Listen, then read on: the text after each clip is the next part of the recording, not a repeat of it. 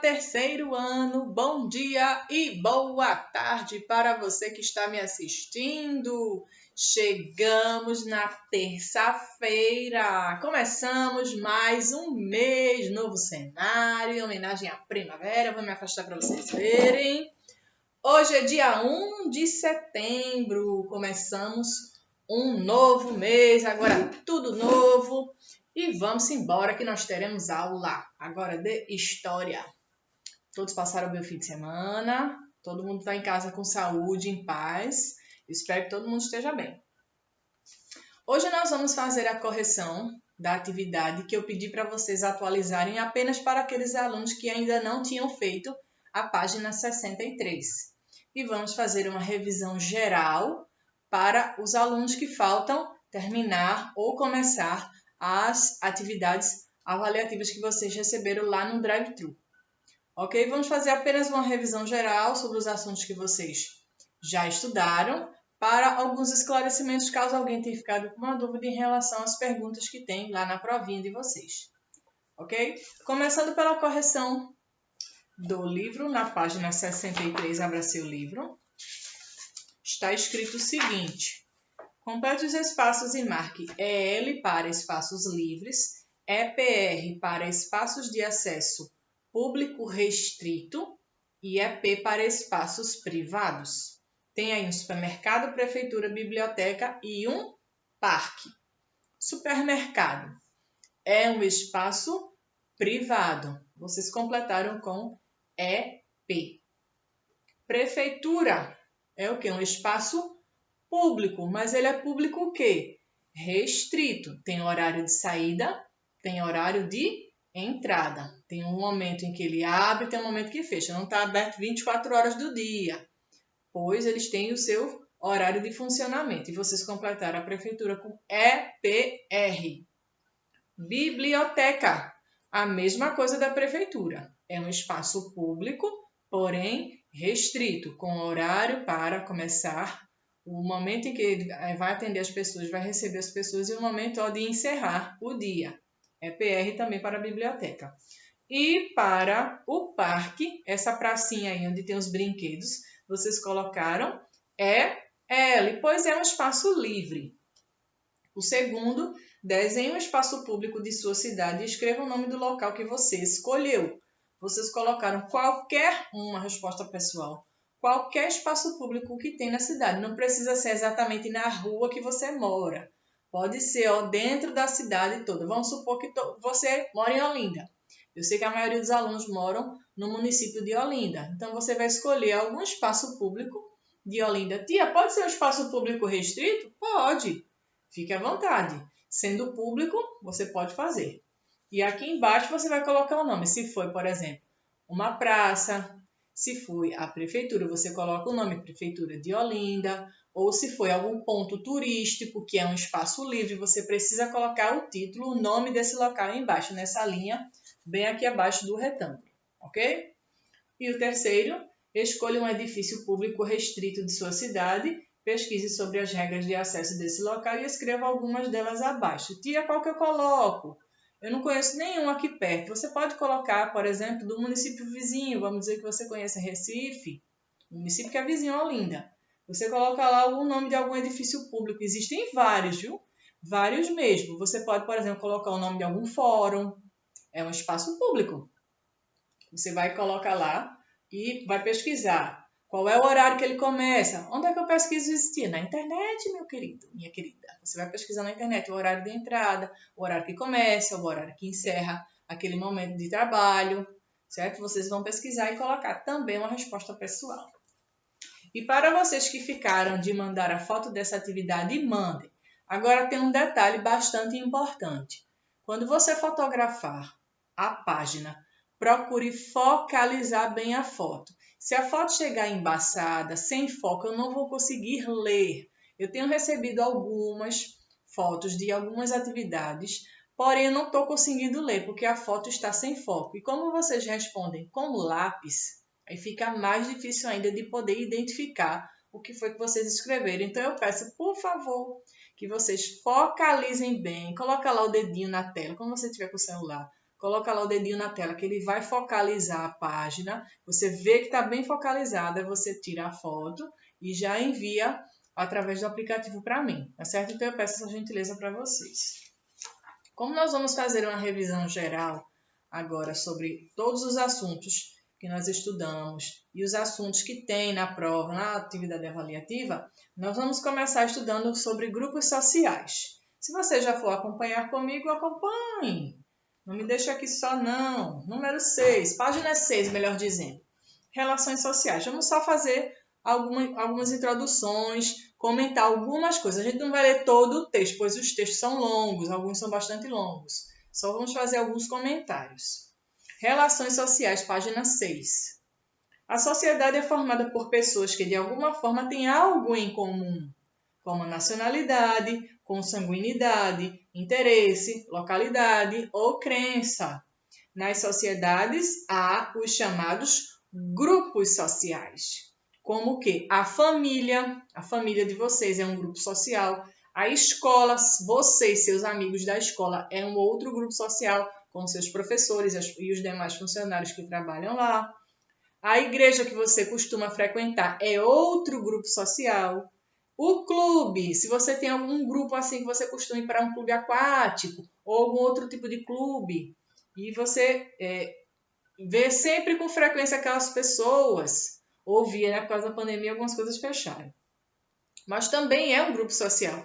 Ou até mesmo aquela escolinha de futebol, o time de futebol que alguns alunos gostam de jogar, alguns estão matriculados.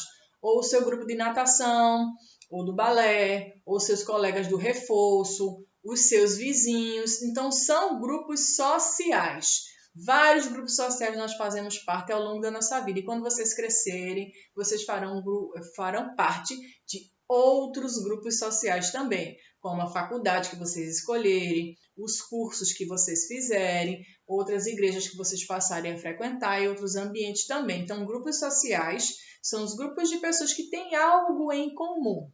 Deu para entender? Ficou claro? Muito bem. Vamos seguir agora para a página 13. Vamos lá avançar um pouquinho.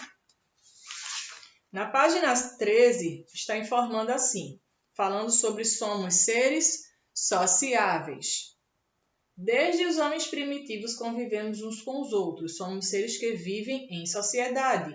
Cada conjunto de pessoas que você viu ao lado de Jonatas, que é o menininho da história daqui da página 12, formam um grupo social. Podemos ter grupos sociais em vários lugares que frequentamos, como eu expliquei agora, na escola, no parque, na igreja, em casa, seus vizinhos, seus amigos da escola e demais pessoas que você costuma ver em um determinado ambiente que vocês frequentam. A família é o nosso quê? Primeiro grupo social, pois a criança nasce o quê? De uma família. Então, é o primeiro contato que a criança tem com grupos sociais, quando vocês nasceram, com a família de vocês, com seus parentes. A constituição das famílias muda dependendo do lugar e da época. Agora nós vamos falar um pouquinho sobre as formas de organização social mudam com o passar do tempo. Por exemplo, os homens primitivos não viviam em um só lugar. Passavam grande parte do tempo caçando e explorando os recursos do lugar onde estavam. Quando esses recursos acabavam, eles procuravam outro lugar, por isso eram chamados de nômades ou sociedade nômade. São aquelas pessoas que viviam nessa época, bem antiga, em tempos passados, e eles tinham que explorar o que tinha lá disponível, de alimento, de água, de moradia. Então, quando esses recursos acabavam, não tinha mais água, não tinha mais alimento naquele lugar, eles precisavam se mudar. Então, eles são chamados de nômades, eles não estão fixos num lugar só, eles estão se mudando para poderem se adaptar, se alimentar, ter um local seguro para estar. Esses são os nômades. Com a prática da agricultura e da criação de animais, os homens não mais viviam em sociedade nômade. Passaram a se organizar em um lugar, formando mais tarde as vilas e as cidades. Começaram a nascer mais pessoas, eles começaram a fazer novos grupos. As vilas começaram a ser fundadas, As cidades começaram a nascer, a crescer, a fabricar suas próprias residências, os materiais de construção foram se modificando com o passar do tempo. Então, esses grupos sociais começaram a aumentar. As pessoas daquelas vilas que moravam uma perto das outras, então isso foi modificando. E o que é que aconteceu agora? A este processo de acomodação deu-se o nome de sedentarização. São os sedentários, essas pessoas. Nômades, aqueles que se mudam para encontrar alguma coisa para eles se alimentarem, se protegerem. E sedentarização são aqueles que passaram a morar num lugar fixo. Deu para entender? Muito bem. Vamos avançar agora para a página, deixe-me ver aqui o número, a página 35. Vai avançar um pouquinho agora, avança um pouquinho as páginas. Na página 35, está informando sobre, vamos ver aqui, centros históricos. Qual é o centro histórico da cidade que você mora? Para os alunos que moram na cidade de Olinda, existe o Centro Histórico de Olinda, que informa na página 35 do livro de vocês. Cada centro histórico, é o segundo quesito, tá? Da página 35. Cada centro histórico do Brasil teve sua importância na construção da nossa nação. Olinda, por exemplo, fundada em 1532, pelo donatário Duarte Coelho, foi capital pernambucana e principal polo econômico da capitania de Pernambuco até o século XVI. Vamos fazer um lindo colorido da cidade alta do Centro Histórico de Olinda, que são esses aqui. Essa parte daqui vocês apenas coloriram. Vamos avançar agora um pouquinho mais na frente. Na página 36, virem a folha, vamos falar sobre patrimônio, a história do município. Eu vou fazer apenas a introdução do capítulo, página 36. A história de um município apresenta fatos e acontecimentos históricos que vão desde o seu nascimento aos dias atuais, os de agora. São diferentes quando comparados com a história de outros municípios. Assim, cada um tem sua própria história e, portanto, apresenta um patrimônio simbólico único. Esse patrimônio é formado por aspectos naturais, com as formações geológicas como montanhas, serras, onde é possível encontrar dados históricos importantes. Os fósseis, utensílios antigos são encontrados nesses ambientes, nesses aspectos naturais desse tipo de patrimônio de cada município. As formações geológicas como montanhas, serras, reservas e também as paisagens. Ficou claro, gente? Vamos ver agora a herança histórica dos municípios. Página 44, eu vou fazer apenas o começo do capítulo. A Vila de São Vicente, no litoral de São Paulo, foi o primeiro município a ser fundado pelos portugueses no território brasileiro no ano de 1532. Antes da chegada dos portugueses, os povos indígenas tupis já ocupavam a região do município, mostrando resistência contra a ocupação dos portugueses. Portanto, aqui informa que o primeiro município criado no Brasil foi a Vila de São Vicente, que fica lá na cidade de São Paulo, no ano de 1532. Os municípios mais antigos geralmente têm um sítio histórico, repleto de elementos interessantes, e alguns coloniais espalhados pelo Brasil, como a Cidade Alta em Olinda, o sítio histórico de Tiradentes em Minas Gerais, Centro Histórico de São Luís do Maranhão no Maranhão e o Pelourinho, que fica em Salvador, na Bahia. Ok? Entendido? Então vamos agora para Poder Executivo e Legislativo. Avançando agora para a página 49. Falando sobre a administração municipal. Os municípios, ou seja, as cidades, são administradas por prefeito e vice-prefeito. Estes dois são os responsáveis por cuidar da cidade, ou seja, do município. O município e cidade é a mesma coisa. Começando pela 48, eu vou começar a 48, a gestão municipal. O município é administrado por uma série de pessoas. Cada pessoa tem uma função essencial nesse processo. A sede da administração municipal é a prefeitura. Nela atuam o prefeito e o vice-prefeito e seus assessores. O prefeito é o chefe do governo municipal, ou seja, ele direciona e toma decisões importantes para a cidade. Falando agora na página 49, assim se organiza a administração municipal, através de dois poderes, o executivo e o legislativo. O poder executivo são quem? Ele é formado pelo prefeito e vice-prefeito, que são eleitos pela população para governar o município. E é o que vai acontecer agora no mês de outubro. Se houver mudança de data, a mídia sempre vai informar.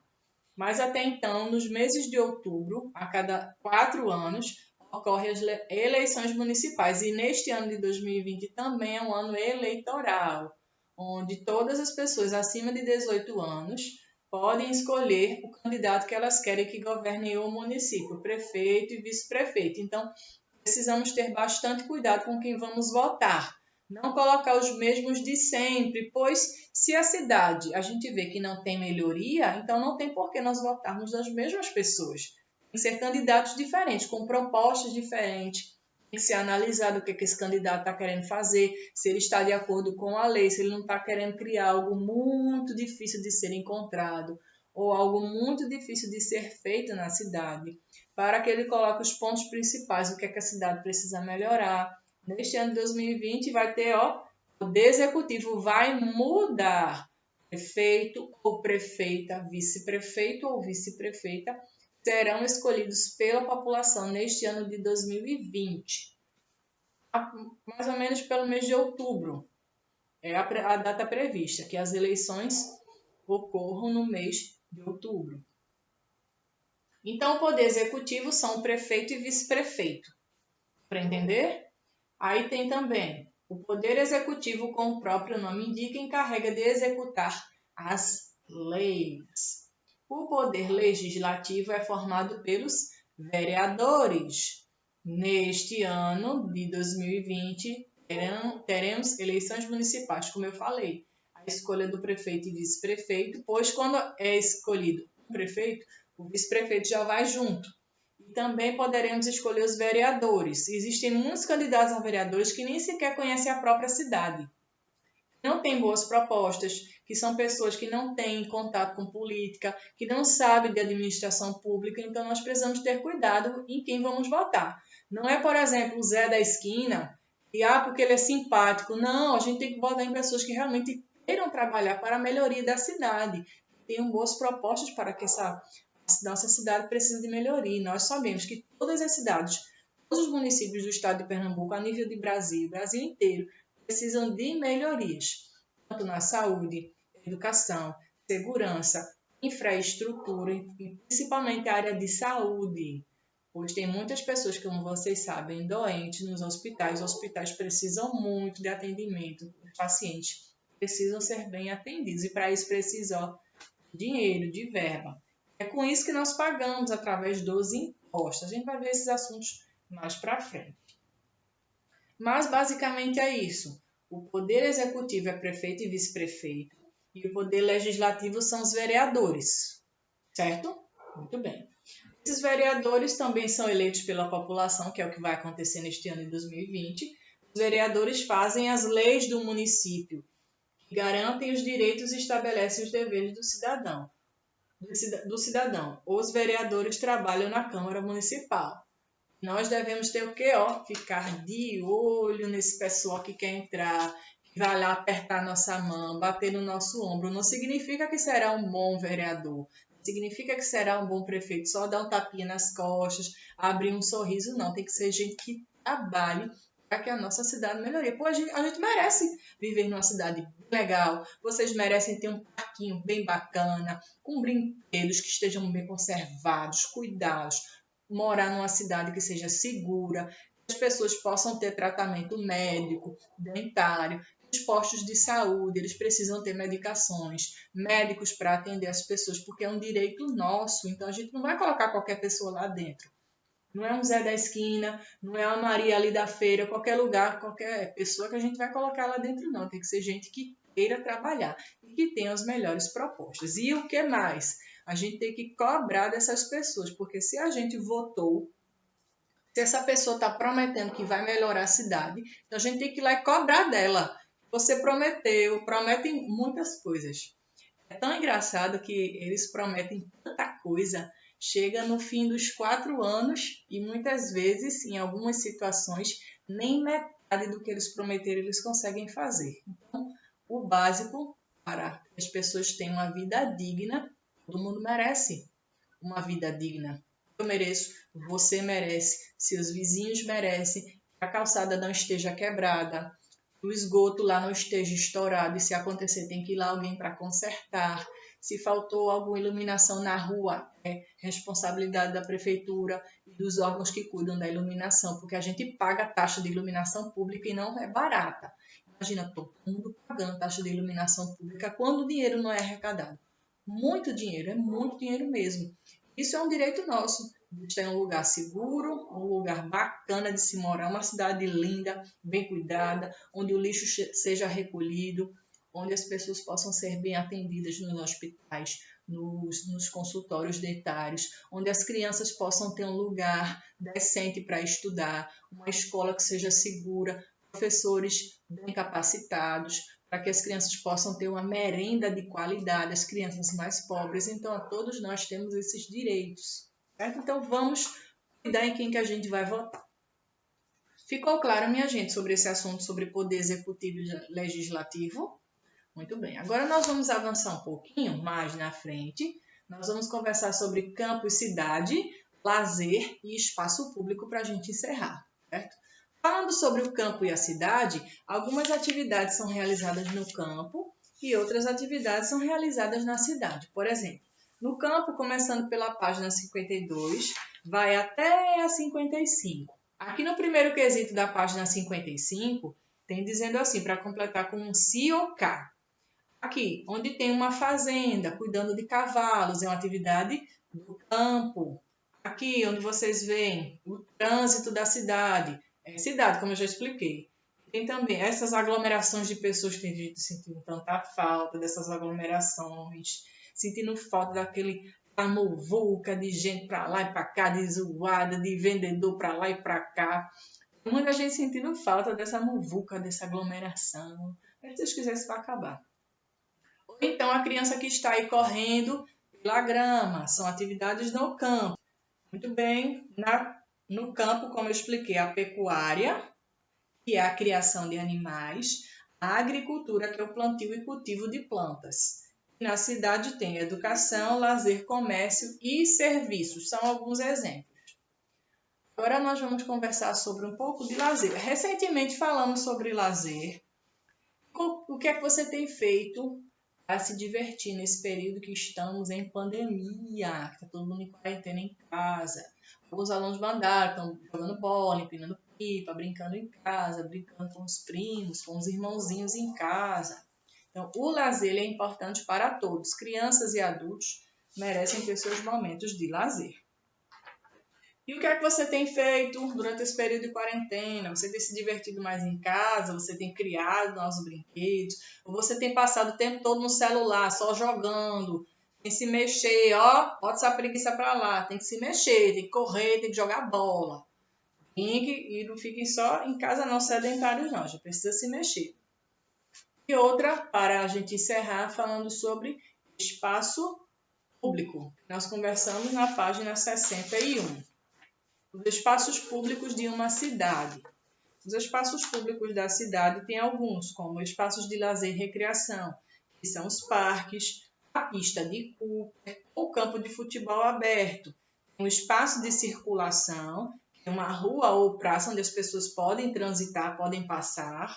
E também o espaço de contemplação, como um jardim público ou monumento.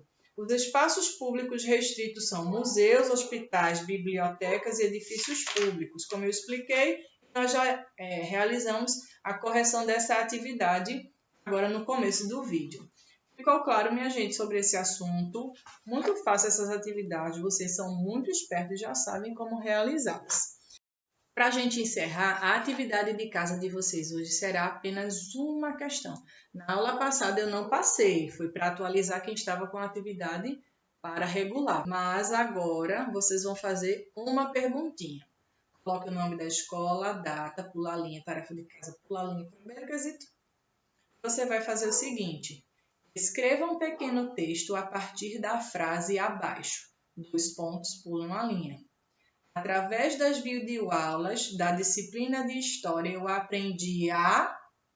Você vai completar. Não precisa fazer um texto grande. Complete com uma frase, 2 frases, não precisa ser muito grande, não. O que é que mais você tem aprendido durante esse período que nós estamos em casa, nas aulas de história? As coisas que você mais gostou de aprender, as coisas que você não sabia de jeito nenhum e você ficou sabendo a partir dessas aulas, certo? Então, faça um textinho e tirem foto e mandem para mim. Eu preciso ler o que vocês escreveram. Mas quando for fotografar, focalize bem, certo? Tire uma foto, se for possível, tire de dia, com a luz natural, e cuidado com a sombra do celular por cima da imagem. Se for tirar, por exemplo, a foto de noite, a luz da sua casa vai refletir no papel e vai acabar cobrindo, eu não vou conseguir ler. Então eu peço, por favor, que vocês tenham bastante cuidado quando forem fotografar a imagem da página dessa tarefa, tá certo? Então eu vou ficando por aqui. Fiquem todos com Deus. Um beijo para todo mundo. Um beijo, família. A gente se vê na próxima aula. Ao terceiro ano. Até mais.